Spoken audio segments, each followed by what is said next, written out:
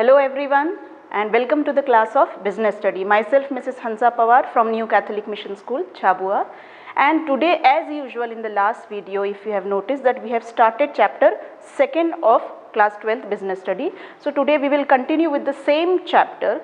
Now today we will start with chapter 2nd, that is Principles of Management part 2, in which we will today study the principles of management which is laid down by Fayol, that is Henry Fayol, which we have discussed in the earlier video also. So at least this person Henry Fayol, he has laid down 14 principles of management which is very useful in any organization. So before wasting our not wasting our time, we will start with the first principles of management, that is division of work. When we say division of work, means dividing the work into several different parts so that work could be done efficiently and effectively and without wasting the time. So the whole work of the organization is divided in smaller units, okay? Creating various departments in which they have been creating various departments for different work, okay? Assigning the work to the employees, that means these different works or different departments have been assigned with certain employees who are supposed to do the work which is provided to them or assigned to them as per their capacity, qualification and experience. That means work is provided to them not according to their capacity only, according to their qualification, the degrees, the knowledge which they have and the experience which they have. Employees become perfect when they are given the same work in which they are perfect, they are specialized and they are qualified. Then the work could be done efficiently, effectively with all skill, creativity and applying the specialization which they have. And minimum wastage of resources. When the work is done efficiently and effectively, then it's obvious that the resources will not be wasted. Here resources means men, material, efforts, everything. And it will improve the working activities also. Consequences of violation. Every time in each and every principle we will go with consequences. Consequences means results of violating. That means if we are going to break the rule or principle of division of work or any principle, what are the consequences or what are the results of it? And the result will be that efficiency and specialization can decrease, because if the work is not assigned to them or divided the work into different departments and will not be given to the employee according to their qualification and degree, that means it's very sure they could not able to do the work, and because of that it will affect the specialization and decrease their efficiency also, and because of repetition of the same work again and again. So here we have finished the first principle. Then second is authority and responsibility. When we say authority means a power to take the decision, and responsibility means the dutifulness, the accountability to do certain work or obligation to complete certain work. There must be a balance. That means between authority and responsibility there must be a complete balance between both. If authority is more, then also it will be a problem. It will be misuse of the authority by the manager, by the top level, because authority is in the hands of the top level management. We have discussed this in chapter 1. So excess of responsibility to the worker without authority results in the non-completion of the task. That means if the employee who is responsible for everything, if he is given responsibility to do the work but he has not given any power to take decision by himself, then it will result in non-completion of the task. Managers must not misuse. Even when authority is misused, their powers in terms of assigning the work to individual. That means it should not be done. That is, managers should not misuse their power or misuse their authority to give responsibilities to the employees or to take care of the things. Managers must have right to punish the subordinates. Even the manager must have a right to punish the subordinates.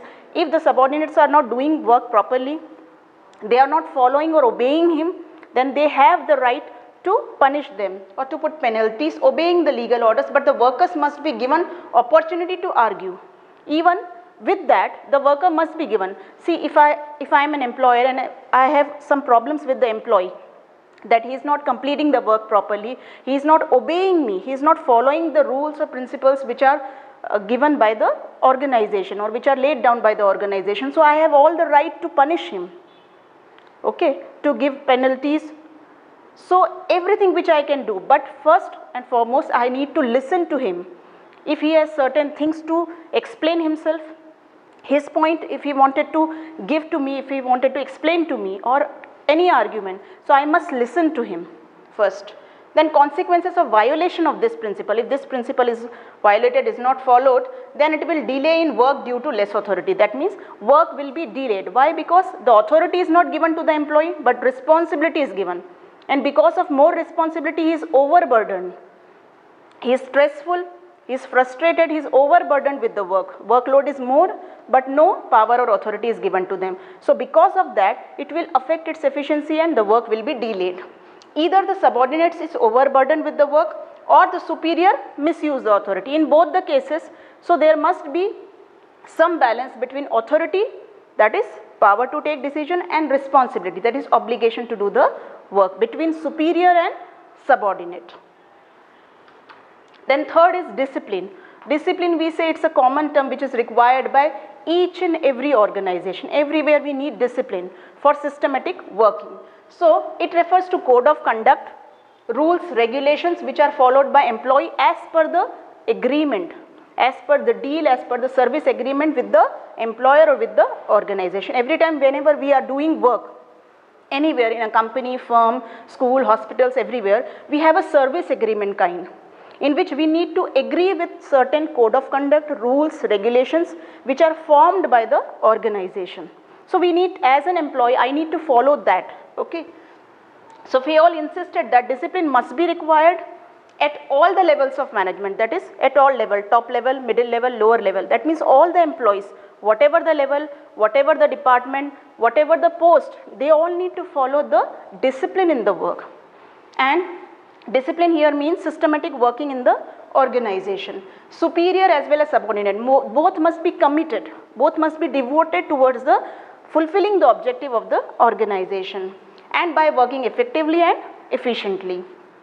There must be clear and fair agreement between superior and subordinate also. That means there must be a clear deal or agreement between superior and subordinate in terms of various things. It may be giving increment, chances of promotion, opportunities, salary package, how much is being provided to the employee. Everything must be clear with the employee, and it is the duty of the superior to clear everything to the subordinates for the better understanding, for a good healthy relation, and for the work which can be done effectively and efficiently. Because if this principle is violated, then it leads to disorder, confusion and chaos within the employees or in the organization. The employee will be confused in terms of that the salary is not provided to him properly, a fair dealing is not being given to him, a proper healthy relation is not there between superior and subordinate, and because of that he is dissatisfied, disappointed, and because of that work will be delayed, resources will be wasted in absence of discipline. Okay, so it is required much. Then fourth is unity of command. Here you can see the picture also with this unity of command. Now an employee should receive orders from one boss. When we say unity means there must be command or orders which should be flown from one side only, that is from one boss only. 4, 5, 6, 7, how many subordinates can be, but there must be one boss over them. If there are 2 or 3 bosses, they will be confused that to whose order they must follow, and they cannot escape from the orders also. An employee should receive orders from one boss only. If he receives order or is accountable to more than one boss, then he will be confused, and it improves effectiveness in working under one boss system. Effectiveness will be going to improve if they will be working under one boss only. Why? Because there will be no ego clashes among the different superiors, and consequences of violation of this principle will be that it leads to confusions in the mind of employees as to whose order is to be delayed. That means there will not be any confusion among the superiors that whose order must be delayed with that. Difficulty in maintaining the discipline, as the subordinate will get the excuse of escaping from the responsibility. That means there must be a difficulty with the subordinate that whose order he should obey and whose order he should not obey. Like here in this picture you can see that these 3 are the employees or subordinates. Among them there is one superior. This is a right approach. Each and every subordinate knows that to whose order they need to follow. So there will not be any confusion. But here you can see this is a wrong approach, where we can see that on these 3 employees they have 2 bosses. Both the bosses are giving them the orders. at the same time. Now it is very difficult for the employee or subordinate to cope up or to adjust with that whose order he must follow first and from whose order he should escape the things. Now because of this, many employees or many subordinates, what they will do, they will try to escape one boss order and will try to follow the other boss order, and because of this there will be ego clashes among both the superiors and the work will be delayed and it will be a difficult situation and a complex situation will be there. So because of that, it will affect the work will be delayed and it will not be done effectively and efficiently to achieve the goals. Fifth is unity of direction. Direction means objectives, goals, everything, whether it is individual, that is employee or employer, or all the organization must focus in one direction only. That is, must try to concentrate on fulfilling or achieving one common organizational goals. According to this principle, one unit, one plan. One unit means the whole company or firm or organization. So if there is one unit, there must be one plan for it. It means that the efforts of all the employees must be directed for the achievement of the common goals. One unit, one plan. That is, common plan must be there and all must follow or all must do work according to fulfilling those goals. It leads to coordination among various departments. Coordination means to integrate. Work is done in different departments at different level, subdivision also. But all the work must be integrated together for fulfilling the common goals. Consequences of violation, if this principle is not properly followed, then it will be wastage of efforts. That means their efforts, their work, everything will be wastage. Resources, the raw materials which they are using, equipments, everything will be wastage. And lack of coordination and difficulty in achievement of the organization. If the work is not coordinated between different departments, between different divisions, then it will lead to non-achievement of the common goals of the organization. Now next is subordination of individual interest to general interest. General means common interest. So the employees are working for their personal interest. That means, as we know that each and every employee is working for their personal interest. That is, they want to have a better salary, better chances of increments, hike, promotions, so many things. They want to earn for themselves. But organization interest should be more important. That is for every employee or every subordinate. The employee's objective must be more important than his personal interest to earn only.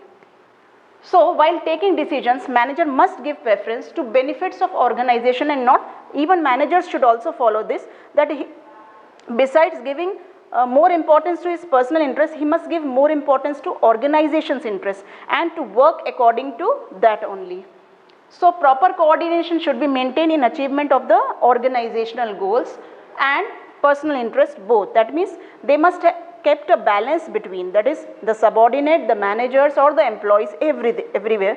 They must keep a proper balance between personal interests and organizational interests. Now managers should not take unfair decision. Because of this, managers should not take unfair decision means by taking bribes, by using corrupt means, by using favoritism. That is, he is my relative, he is my friend, he is my son or daughter, so I should give more chances of promotion to them only, I should recruit them only. So this favoritism, taking bribes and using illegal means should be avoided by the managers. Employee must sacrifice their leaves. Leaves means the casual leaves, okay, which the employees are taking for their attending their family functions or any kind of occasions. So he must try to avoid that if it is not very important, because his presence is more important in the organization rather than his attending his family function. If it is unavoidable, then it is okay, but if it is avoidable, he must try to skip that function, family function, and try to be present in the organization, which is more important for him. Consequences of violating of this principle will be that no achievement of organizational goal will be there. Why? Because the workers or the employees, superior or subordinate, both of them are not working for the common goals. Rather, they are working for their own personal interest. Employees may suffer in long run if they misuse the powers and for providing personal favors to their employees. That is, the managers or the superiors, if they are giving favoritism or if they are giving more chances to their close people, friends, relatives, or if they are keep on doing that, that means they are misusing the powers. So in the long run it will affect their work, it will affect their continuity in the firm or company. Seventh is remuneration of persons. When we say remuneration means the salary or the wages which is provided by the organization to the employee. Okay. So employees must be paid fairly. Fairly means according to their work. Adequate or enough salary must be provided as per their work to the employees to give maximum satisfaction in terms of maintaining minimum standard of living. That means each and every employee, whenever he comes for work or whenever he joins an organization, he has certain interest with him, and that personal interest is that he must be appreciated in the firm. For his boosting his morale or confidence, he must get proper salary so that he can achieve a better standard of living, he can earn well, and so on.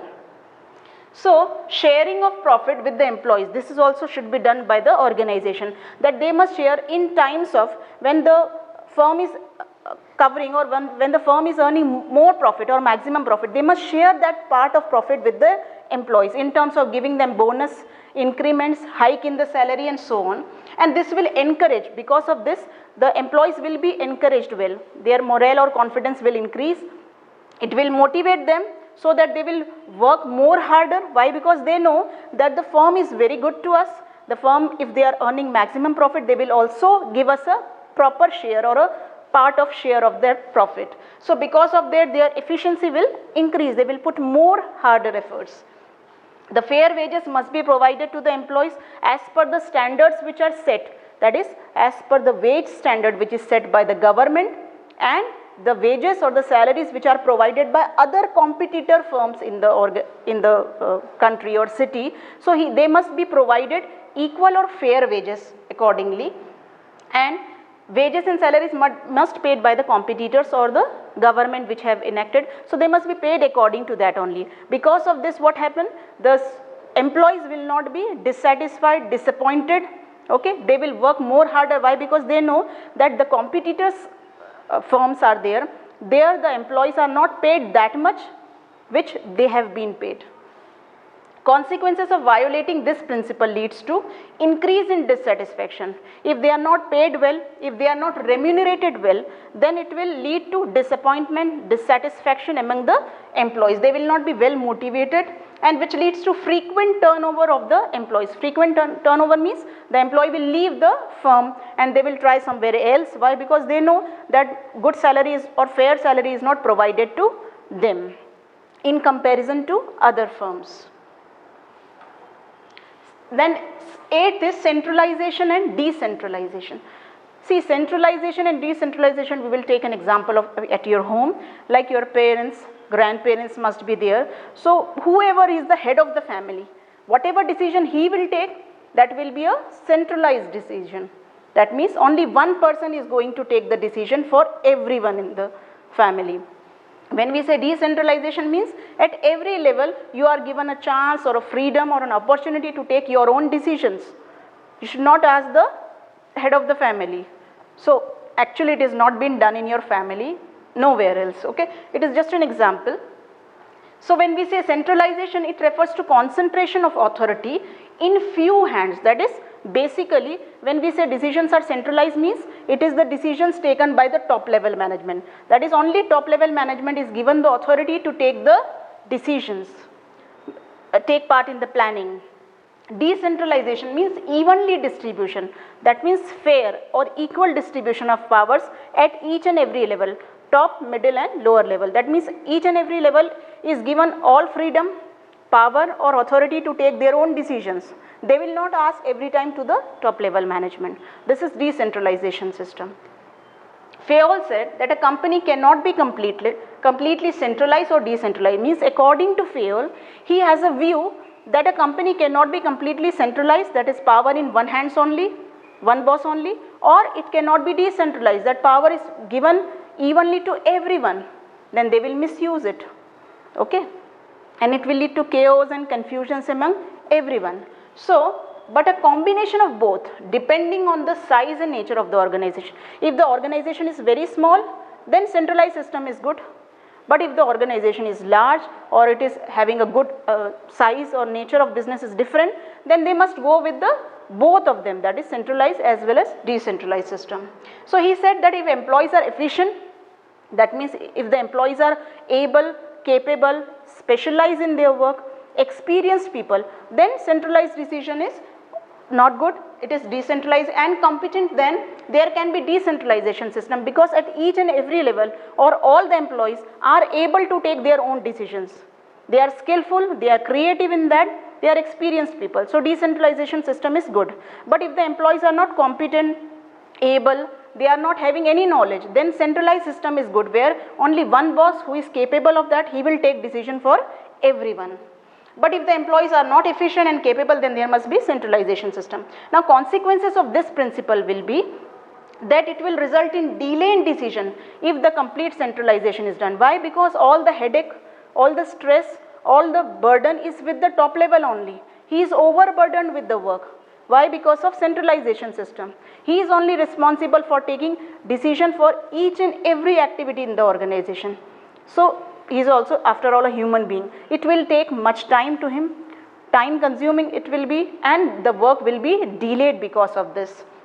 And if complete decentralization is there, that means at each and every level all are given freedom or authority to take the decision, then they will misuse it for their own benefit. So if it must be, according to Fayol, it must be a combination of both centralization and decentralization for the better output or efficiency. Ninth is principles of scalar chain. When we say scalar chain, it is scalar chain of command.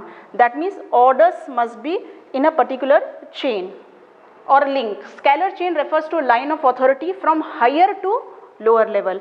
That is, if you could remember that we have learned in the previous video a triangle or a pyramid, where I have told you that authority and responsibilities flows from top level to lower level. Same way, from lower level to top level it flows responsibilities. So there is authority which flows from higher to lower level.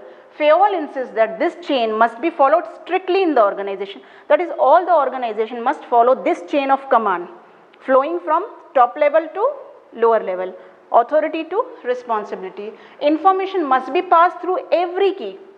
That is, each and every chain, each and every key in the chain, all must get the information. If there is any break or if any one chain which is skipped, then the information could not pass properly to other levels. So no skipping of any one key should be allowed.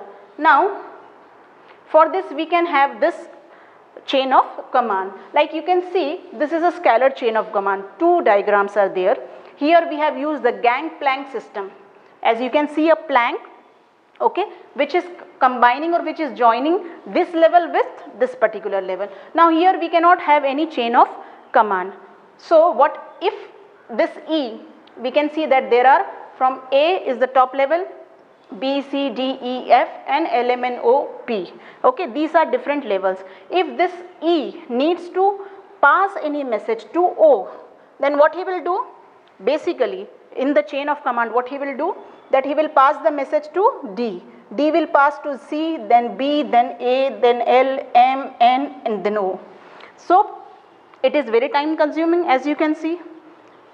Maximum time will be used for just passing the message, and if they have skipped any one key, say for example from E to D and from D to directly B, C is been skipped, so the command will not be or message will not be conveyed to him.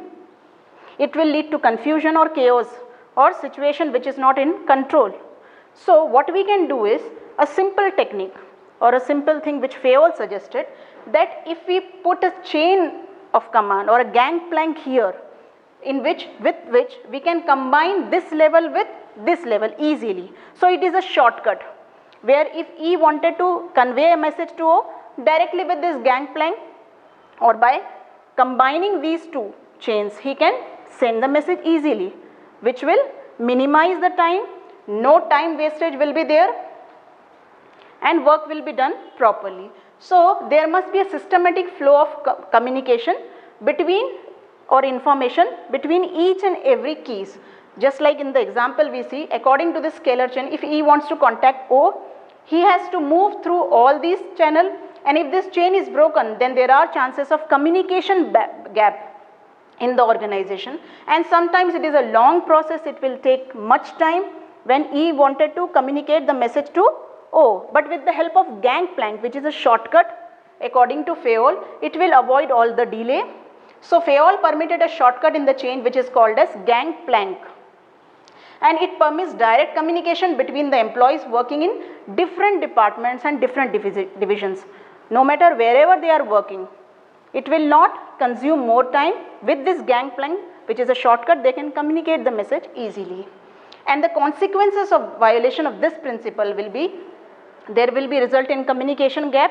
That means some employees who will not be well informed, well communicated about the things going on, and no clarity in authority and responsibility relationship, top level, middle level or lower level. There will not be any clarity in their relationship because of loss of communication.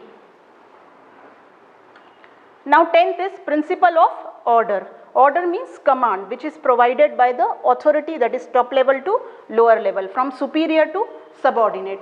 So it refers to an orderly arrangement or a fixed place for every man and material in the organization. That means if the employees are well placed at a particular cabin, department, organization, their place is fixed, the place of material is fixed, then it will not be delayed, the work will not be delayed. Why? Because I know, like if I am employee, I know that where is this man I can find, he will be in this department, this material I can find here, so there will not be any wastage of time. So Fayol insisted that there must be a fixed cabin for every employee, so no time and energy is wasted in search of those men or material. Okay. Now it enables a smooth and systematic. If we are not wasting time in searching those people, that is men or material, so time will not be wasted, resources will not be wasted, and work will be done at time. Consequences of violation of this principle will be that wastage of time and energy in searching those men and material will be reduced. If there is no fixed place for employee, then they are not able to contact those people at proper time or at right time whenever they are required well.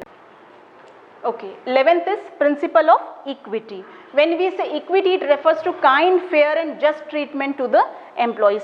Kind means equal or fair, without any rationality, without any bias. A good treatment is provided or a fair treatment is provided to all the employees in the organization. So employees will put their maximum efforts only when they are given justified treatment, that is justified or valid treatment by the superiors to each and every employee. If their treatment, if their behavior with all the subordinate is same, then they will not be dissatisfied, without any discrimination on the basis of caste, creed, religion, language. That means there must not be any differences in the hands of superior. That is, superior should not behave properly with each and every subordinate.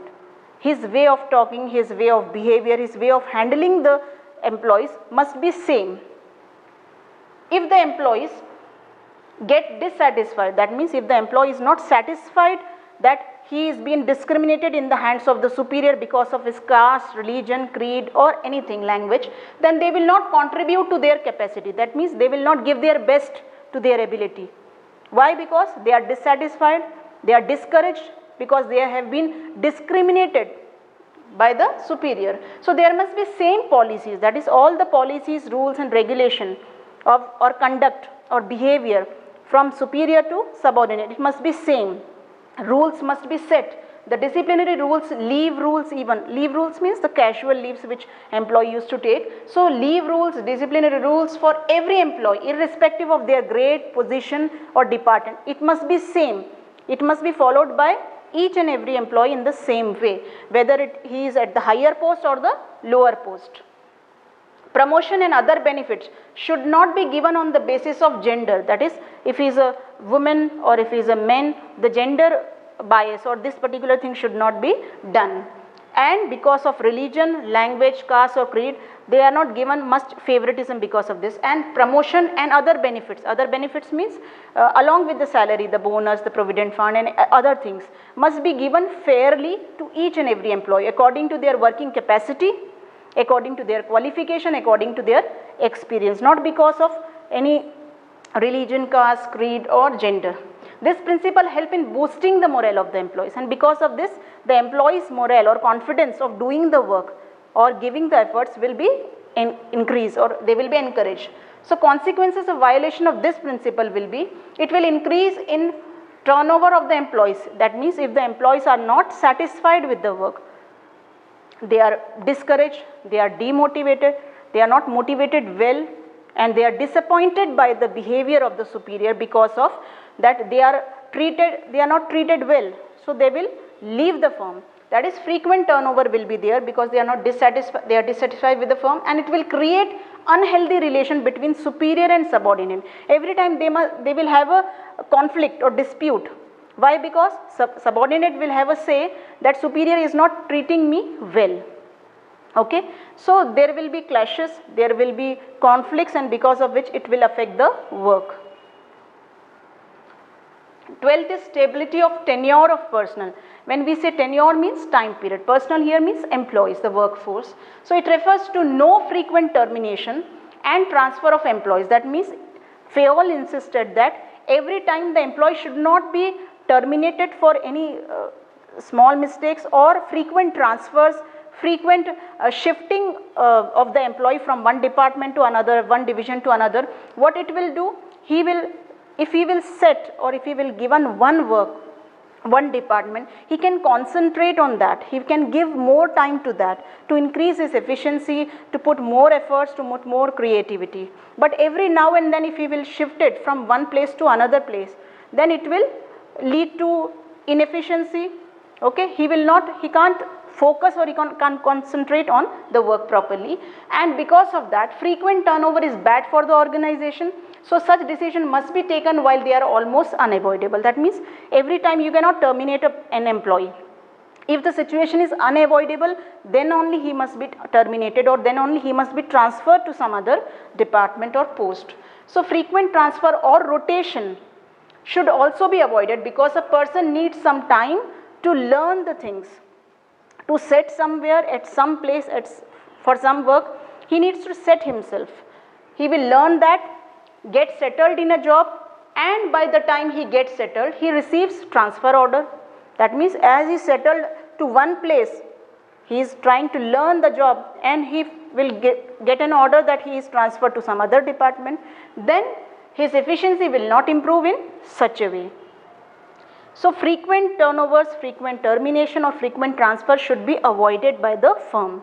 The management must provide the feeling of job security to a person, that he is secure at this place, okay, among the employees. So because if they feel insecure, that means if the employees are insecure, then at any time they can be terminated from the job, anytime they can be given they will receive an order that you are fired from the job, then they will not contribute to their maximum efforts. They will not work harder for the firm, because they know that sometimes they will terminate my job. Consequences of violation of this principle will be wastage of all those resources which the firm has used to train the person. With all the resources, everything will be wastage. Why? Because every now and then you are transferring him, you are terminating the person, or the rotation of the job. So all the resources which you have used to train the employees, everything will be a wastage, and frustration and dissatisfaction among the employees, and it will lead to frequent turnover of the employees. They will leave the job. Why? Because they know that their job is not secured. 13th is initiative. Initiative means to take interest, to initiate, to start anything. Initiative refers to taking the first step with self-motivation. When the employee is self-motivated, he will work hard, it will reflect in his activities, in his work, and he will do the work with more efficiency, effectiveness. Fayol suggested that the employee must be given a chance to participate or to take some initiative in making or executing the plans, in giving suggestions. That means the employee must be welcomed by the superior to give suggestions, to help in making the plans, in executing the plans, with which his confidence will be increased. He will think that the superior is giving me good chance, good opportunities, and it will increase his efficiency, his interest in the firm. Managers must welcome the ideas of employees and encourage them, give suggestion before framing the plans. That means before framing any plans or any procedures or any rules, they must ask the employees, collecting their suggestions, collecting their ideas. This will encourage them. But if they are not asked anything before framing the plans or before executing the plans, they are not welcomed for any ideas, for any suggestion, this will discourage them. Okay. So it will motivate the employee and they can achieve the target on time. If they been constantly or continuously asked for some ideas, suggestions, if it is welcome, then they will work more harder to achieve the target. It also developed a feeling of belongingness. They will feel a belongingness, like a family atmosphere they will feel in the firm, that their job is secure and everybody is appreciating them. That is basically the superiors are appreciating his work. So it will have a feeling of belongingness with the employee, with the firm. Consequently, consequences of violation of this principle is, it will that if employees will not be given an opportunity, that means if the employees are not given any opportunity to participate in the firm's decision making, execution of the plans or any suggestion or ideas, if they are not welcomed, then they will be demotivated, discouraged, disappointed, and it will affect the work and they will not work for the best of their ability. Now last is Espirit De Corps. According to this, or according to Fayol, management must encourage and promote the team spirit. Team spirit means all the employees, whoever are working, they must form a team spirit, an energy, should put an energy to each and teamwork we say, okay, group activities we say. What is the main base of that? We require coordination with all, coordination among all, and this will bring to unity, harmony, and this will bring coordination and cooperation in the organization. That means each and every employee, various departments are there, various posts are there, various cabins are there, but each and every employees are working in a coordinated work, that is integrated work, with full cooperation, helping each other. So it will have a better output. The individual in the organization should not concentrate only in achieving his own target, but he must try to concentrate on achieving group target, and with which what will happen, the superior must try to help the subordinates in completion of the work. Every time they need to try to motivate them. Okay, so this is called as team spirit, with which the work will be done in unity and harmony. This will give rise to mutual trust. Mutual means trust between two people, mutual trust and belongingness among team members. They will feel that it is a family only, they are working for their family, and it will lead to more work, harder work, and better achievement of the goal. Consequences or result of violation of this principle results in no team spirit. That means if this principle is not followed, they all will work separately for fulfilling their own personal interest. Every employee will think that I should get more salary, the other employee will say I should get more salary, more promotion. So everybody is working for their own personal interest. Nobody is looking to the common organizational goals. So it will lead to no team spirit. More stress will be given to achieve individual target. Everybody is thinking of themselves, and rather than group target, rather than the target of the organization, and team goal may not be achieved. That is, the team means the whole organization, all the employees are working for one common goals. So these goals will not be achieved. Now here we have finished all the 14 principles laid down by Fayol. So students, try to go with the videos properly, all the videos, so that you can grasp the ideas. Okay, these are very important principles to understand. Now in the second video we will go with Taylor's principles of management. So till then, goodbye, keep learning, and thank you.